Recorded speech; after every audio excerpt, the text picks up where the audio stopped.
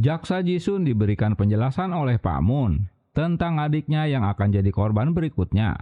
Si Jung Il emang sakit jiwa, ia menyukai bau darah. Pak Moon memberikan informasi jika pria bernama Ilwo yang juga kakak Jung Il orang yang telah menculik Siyun.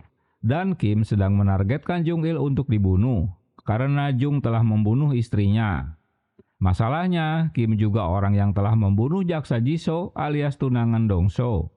Ia akan membebaskan Dongso untuk menolong Siyun dengan syarat Dongso tak boleh balas dendam pada Kim. Siyun menemui Dr. Oh dan berusaha memojokkannya. Oh telah membuat laporan tentang penculikan dirinya dengan melaporkan Dongso. Namun ia menutupi kejahatan Sunwo. Kejaksaan yang sedang menyelidiki Sunwo meminta bantuan Pak Oh untuk menangkapnya. Di masa lalu, Siyun dan Yunhee putri Pak Moon sudah berteman. Saat itu Siyun memberitahukan hasil sketsa bahwa anak yang memakai gelang akan meninggal. Pak Jang terkejut mendengar penjelasan jaksa Si Jun bahwa Pak Oh telah mencabut pernyataannya tentang Dongso. Ia akan segera membebaskannya. Semua kasus Dr. Oh akan diambil alih oleh kejaksaan. Lalu Pak Moon membebaskan Dongso dan memberitahukan jaksa Si Jun adalah kakak Si Hyun. Setelah berkenalan, Si Jun ingin bergabung dengan mereka untuk memantau lebih dekat apa yang akan terjadi. Kim siap-siap mengeksekusi Jung Il, walau ada perubahan setelah Dongso dibebaskan.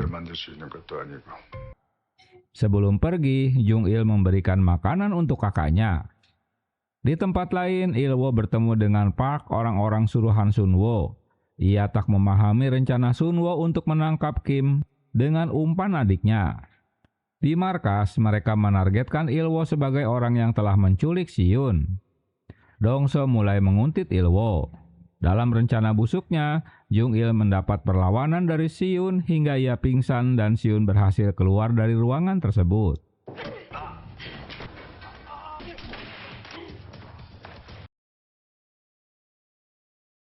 Kembali ke masa lalu, Siyun dan Yunhee mendatangi rumah temannya.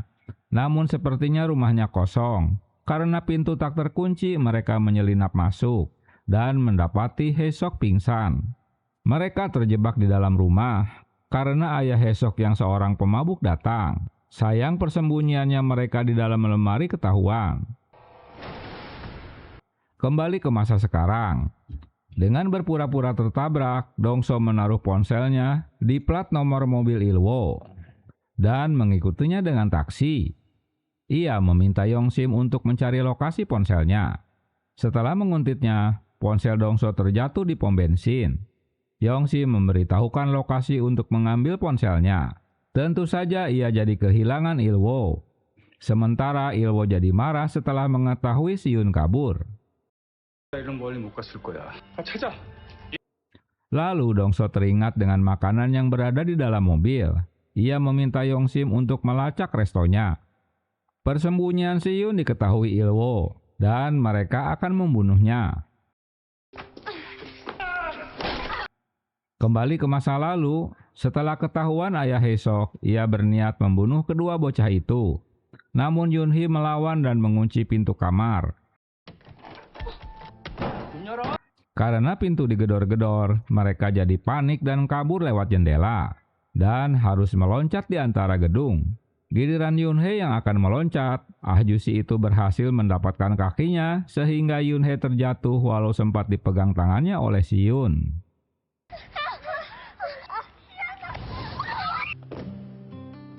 Dongso akhirnya berhasil menemukan lokasi mereka dan segera menolong Siyun. Tentu kedatangannya disambut oleh Ilwo. Dalam perkelahian, Dongso dapat mengalahkan kaki tangannya, hingga Ilwo mengancam Siyun untuk dibunuh. Sementara Dongso juga menyandera Jung. Siyun yakin jika terlukanya ia seperti dalam sketsanya bukan di situ tempatnya, hingga ia nekat merebut pistol Ilwo. Dan benar saja pistolnya tak berpeluru. Akhirnya mereka dapat melumpuhkan semua. Jung yang tersadar malah kabur yang tentu dikejar Dongso. Tapi ia malah tertangkap basah Kim yang memang akan membunuhnya. Jung berdalih jika ia mengidap sakit jiwa, jadi ia tak tahu mengapa harus membunuh istrinya. Kesal dengan ocehannya, Kim menembak kaki Jung, dan ia mengingatkan Dongso agar tak ikut campur. Diam-diam, Siun mengintip dari kejauhan.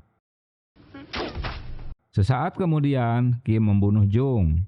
Kini terkuak alasan Kim membunuh Jisoo, dikarenakan Dongso tak menangkap Boyun. Kim membunuhnya dikarenakan prinsip sebab akibat. Dengan dibantu Siun, membuat Dongso dapat melanjutkan perkelahiannya. Tapi terhenti dengan munculnya sekelompok orang yang langsung menembaki mereka. Kim yang tertembak berhasil diculik mereka, dan aksi Dongso untuk menyelamatkan Kim tak berhasil. Pak Moon datang bersama jaksa Si Jun dan polisi. Si Jun meminta adiknya untuk tinggal di rumahnya selama 2 hari dengan alasan adiknya akan terbunuh. Di tempat lain, Dongso menjelaskan bahwa pembunuh Jisoo adalah Kim, di mana istrinya juga dibunuh oleh Jung Il. Kini Kim diculik oleh orang-orang suruhan Sunwo karena telah mengganggunya. Padahal Sunwo tak ada hubungannya dengan apa yang terjadi. Nah, bingung deh Pak Moon. Jadi pola kerja Kim ini ngacak dan sulit ditebak. Satu-satunya jalan mereka harus menyelamatkan Kim lebih dulu, dan Dongso bersedia bekerja sama dengan Pak Moon. Di bagian lain, Sunwo menunda untuk membunuh Kim. Dongso akan memulai penyelidikannya dari Ilwo. Ilwo tentu menuduh Dongso orang yang telah membunuh adiknya. Ia menjelaskan bahwa Kim lah orang yang telah membunuh adiknya, karena Jung telah memperkaos dan membunuh istrinya. Dongso ingin tahu siapa orang yang telah memberitahu jika Jung Il akan dipindahkan. Dongso mengingatkan bahwa adiknya hanya dijadikan umpan agar mereka dapat menangkap Kim. Dongso menemui Sunwo untuk memastikan jika dalang penculikan Kim memang dia. Namun Sunwo berdalih jika ia juga sedang mencari Park pengawalnya karena telah menggelapkan dana perusahaan. Ia bahkan telah melaporkannya pada polisi. Di markas, Pak Moon melanjutkan analisa sketsa kedua terakhir, yaitu tentang sketsa obat. 9 jam 30 menit sebelum sketsa terakhir terjadi. Hari itu tepat hari ultah Siun dan juga bersamaan dengan ultah putri Pak Moon yang sudah tewas. Di masa lalu, mereka berdua memang teman akrab. Setelah mendapat pesan tak dikenal di mana Kim disekap, Dongso kembali menemui Sunwo. Sunwo mengaku jika pesan itu darinya. Sunwo ingin Dongso mendapatkan dokumen tentang obat Kadinok yang disimpan oleh Dr. Oh. Agar dibawakan kepadanya. Dengan begitu ia akan memberikan Kim padanya. Sunwo menyuruh anak buahnya untuk meracuni minuman Dr. Oh saat ia berenang. Rencana itu ternyata bagian dari sketsa. Selesai berenang, Pak Oh meminum obatnya. Dan saat itulah aksi Dongso menemui Oh di apartemennya.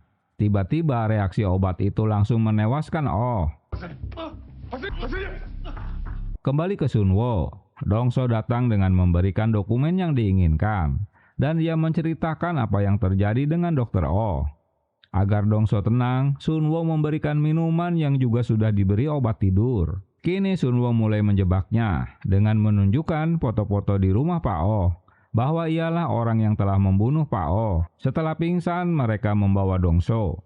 Sementara Siun menemui Dr. Oh di apartemennya yang sudah siuman. Tak disangka, Dongso yang memahami permainan Sunwo bahwa ia akan menjebaknya. Lalu Dongso dapat membalikan keadaan. Saat itu, Si Jun menemuinya sebelum Dr. Oh meminum obatnya. Dan Dongso akan menemuinya di apartemen. Dr. Oh diminta mengikuti arahannya. Dalam perjalanan, mereka dapat melacaknya. Kemana Dongso akan dibawa? Di suatu tempat, Kim masih disandera. Sunwo mendapat telepon dari Pak Jang yang memberitahukan rencananya terhadap Dongso. Selain itu, tim kepolisian sedang mengejar mereka. Setelah mendapat bocoran dari Pak Jang, Sunwo memeriksa dan mendapatkan GPS di kantongnya. Lalu ia menyuruh anak buah untuk merubah rencananya. 김도진 그놈. 그럼 당장 옮기라고! Usaha Yongsim untuk menganalisa sketsanya berhasil menemukan lokasi di sekitar Paju, di mana Dongso akan dibawa. 파주시 외곽에 있는 Lalu ia memberitahukan Si Jun agar merubah tujuannya. Siun yang sudah dilarang untuk keluar kantor malah ngeyel untuk tetap pergi membantu Dongso. 네가 죽어! 지금 나가면 Tiba di lokasi, si Dongso diturunkan dari mobil. Setelah mendapat kabar dari Yongsim, Si Jun menghubungi adiknya dan menyuruhnya agar Siun kembali ke kantor. Namun Siun menolak. Alasan Siun karena waktu yang diperlukan mereka hingga tiba di TKP akan lebih lama. Itu sebabnya Siun ingin menyelamatkan Dongso agar tak terlambat. 이제 배우들도 다 모였으니까. Di suatu tempat, Dongso dipertemukan dengan Kim yang sama-sama disandera Sunwo. Kim memberitahukan ada sebuah tas hadiah spesial untuk Sunwo. Walau ragu dengan penjelasannya, Sunwo menyuruh anak buahnya membuka tas tersebut, yang ternyata berisi bom waktu yang langsung meledak. Dalam ledakan itu, sebagian dari mereka berhasil selamat.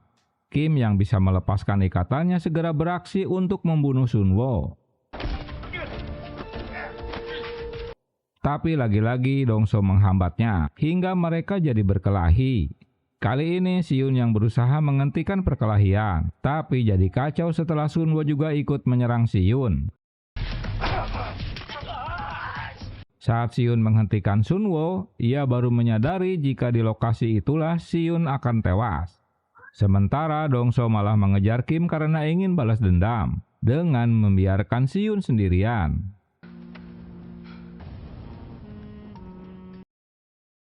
Dongso kembali menemui Siun. Saat itulah Sunwo bangkit kembali dan suara tembakan terdengar. Ternyata Kim yang menembak Sunwo.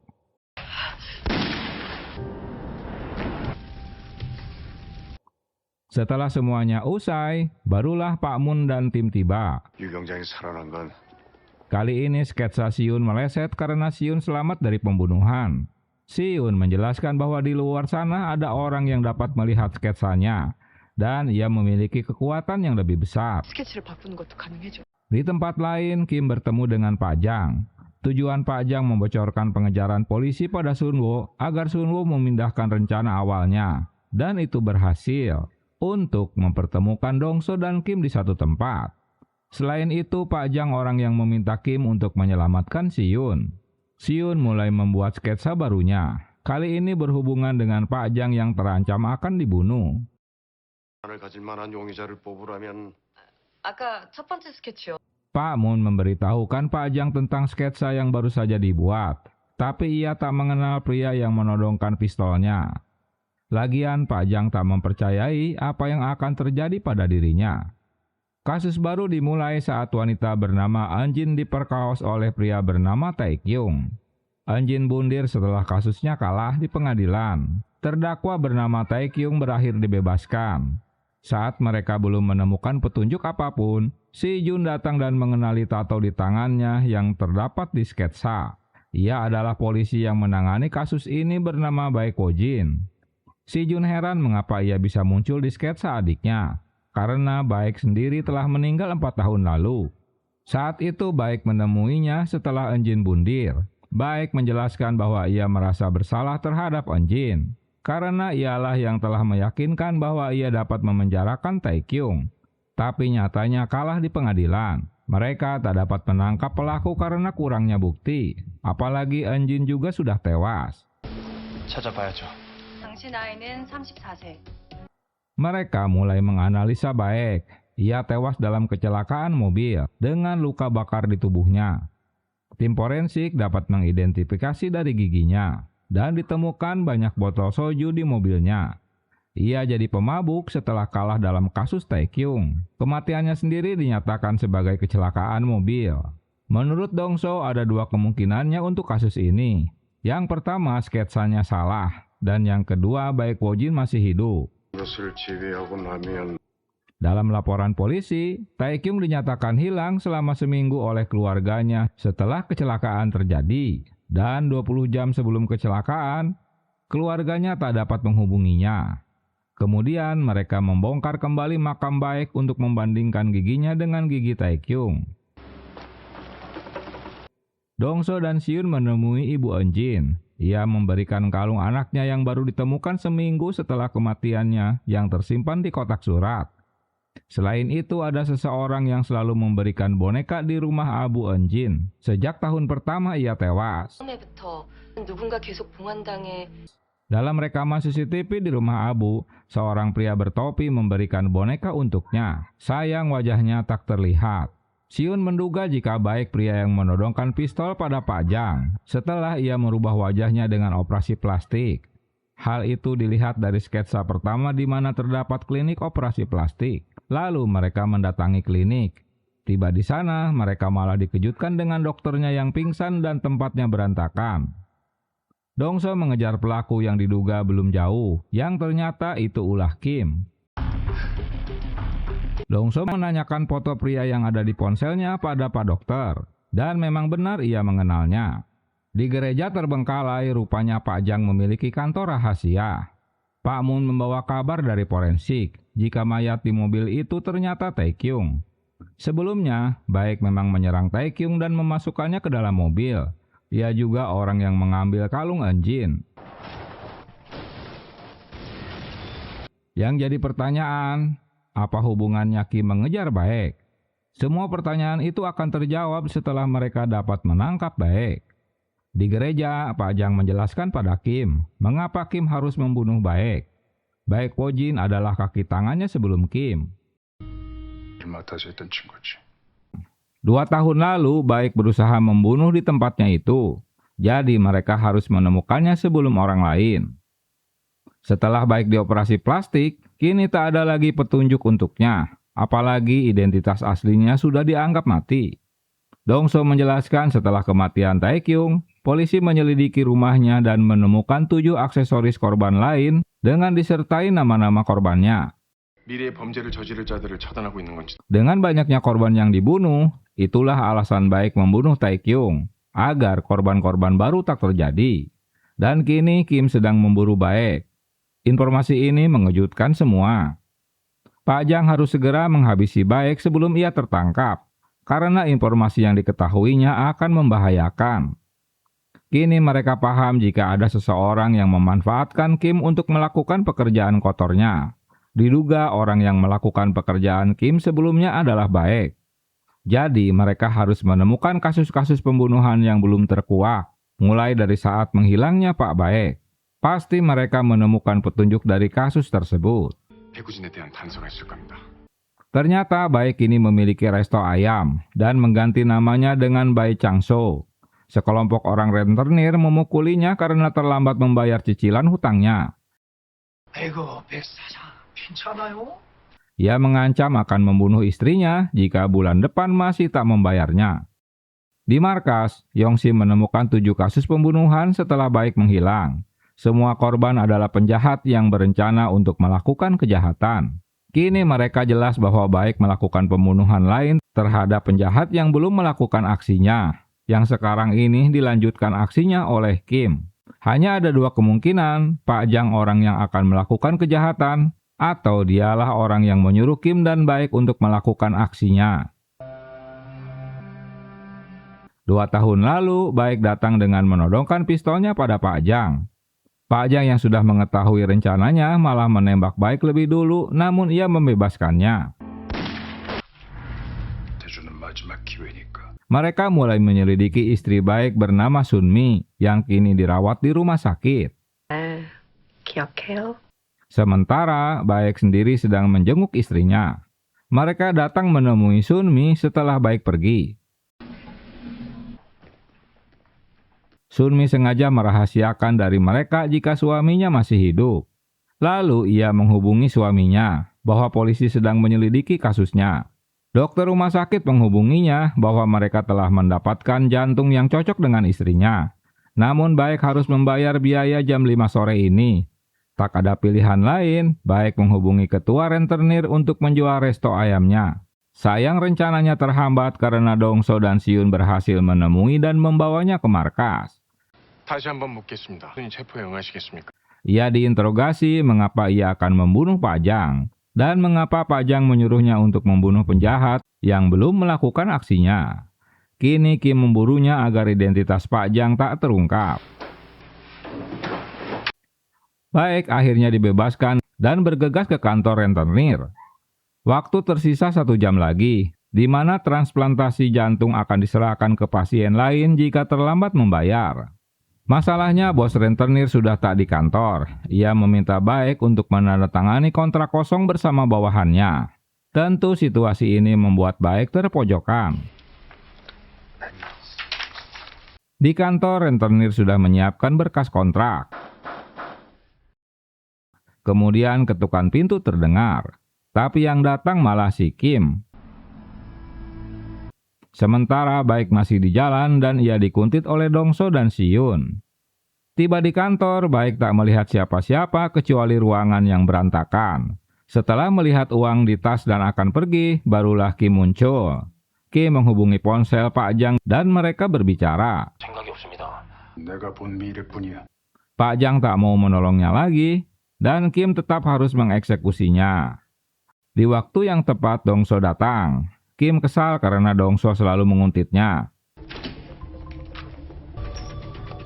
Baek meminta mereka membawakan uang ke rumah sakit untuk membayar operasi istrinya.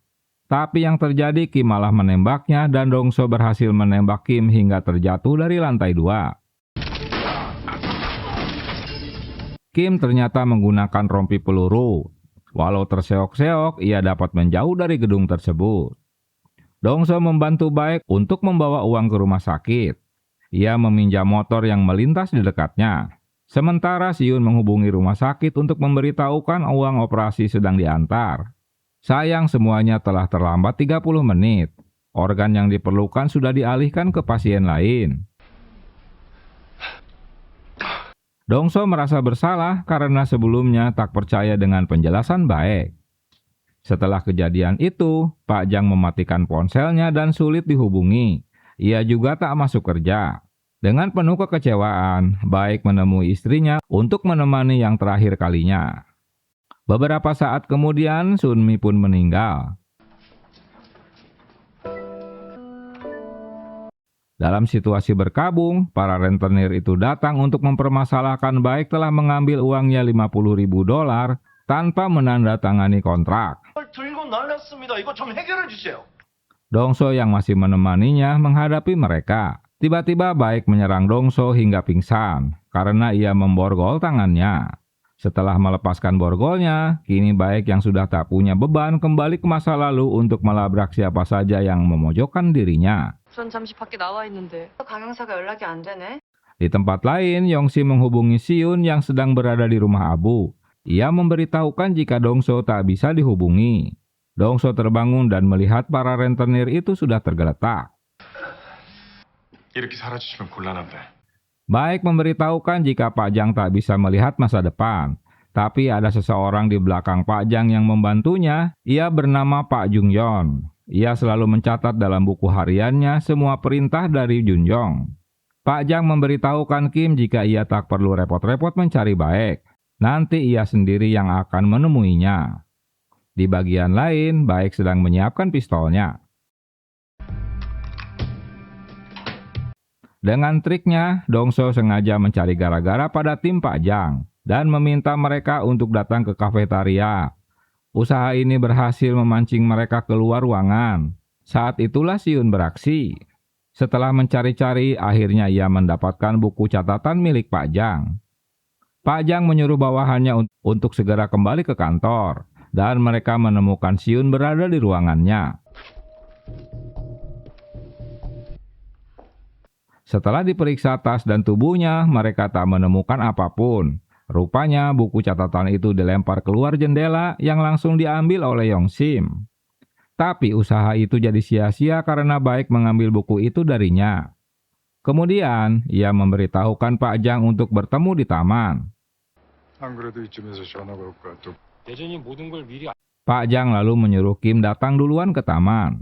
Saat masuk ke mobilnya, Pak Jang dikejutkan Baek karena ia membatalkan pertemuannya di taman. Tentu agar Kim tak ikut campur. Pak Jang mengikuti perintah Baek agar mereka pergi ke gereja terbengkalai. Setelah memeriksa sketsa terakhir, mereka menemukan lokasi gereja tersebut. Setelah Baek menembakkan 2 pelurunya, lalu ia bertanya siapa dalang di belakang Pak Jang. 당신의 배 위에 있는 자. Baek yang sudah memutarkan tempat peluru, menembakkan pistolnya namun pistol itu tak meledak. Sementara Dongso dan Siun bergegas menyusul mereka. Di waktu yang tepat, mereka datang di saat Baek akan menembakkan pistolnya. 내가 죽을 거라 생각하나? Dongso meminta agar Baek tak membunuh Pak Jang. Jika tidak, dalangnya tak akan terkuak. 주십시오. Ia juga memberitahukan jika tunangannya dibunuh oleh Pak Jang. Tapi jika ia balas dendam, hal itu tak akan merubah apapun. Beberapa saat kemudian, Kim menembakkan senapannya dan berhasil mengenai Baek. Saat itulah Pak Jang pergi dari TKP dan bertemu dengan Pak Mun yang memang sudah menunggunya. Dongso emosi karena telah membunuh Baek. 잡아떼는 걸로 그냥 넘어가기에 내가 당신을 살려둬야 할 이유가 있나? Pak Jang memberitahukan bahwa buku catatan yang ditemukannya palsu, karena buku miliknya telah dibakar. Baek sengaja menjebaknya agar mereka bertemu di gereja. Kali ini Dongso tak berhasil menangkapnya, tapi ia berjanji akan menangkap Pak Jang dan membalaskan dendamnya pada Kim. 내가 아는 장태준은 이유가 뭔가? Siun mulai menggambar sketsa barunya. Si Jun mengenal pria yang ada di sketsa tersebut yang tak lain seorang jaksa bernama Pak Mun dan pria lain bernama Dosik. 항문기 차장님입니다. 20 tahun lalu, Dosik orang yang membunuh orang tua mereka dan jaksa Pak Mun yang menangkapnya. Kini mengapa Dosik muncul dalam sketsanya? Dan kali ini ia berusaha membunuh Pak Mun. Siun heran karena Dosik masih di dalam penjara. Tapi rupanya informasi dari Si Jun bahwa Dosik telah dibebaskan bersyarat 3 hari lalu. 결정났어. 일 전이야. Di tempat lain, seperti dugaan, Dosik sedang mengintai Pak Mun.